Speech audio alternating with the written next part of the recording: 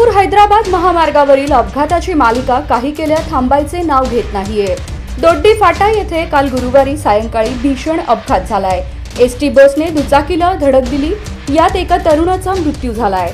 प्रदीप सोमवंशी, राहणार शिवगंगानगर शेळगी असं मृत तरुणाचं नाव आहे। निलंगा भिवंडी ही एसटी बस MH09 FL 0553 सोलापूरच्या दिशेने जात असताना समोरून येणाऱ्या दुचाकीला MH13 CP 4673 वाचवण्याच्या प्रयत्नात बस चालकाने स्टीअरिंग वळवले। याच वेळी डंपर MH25 AJ 8385 महामार्गावर आडवा आला आणि दुचाकीला बसची जोरदार धडक बसली। या भीषण अपघातात प्रदीप सोमवंशीचा जागीच मृत्यू झाला।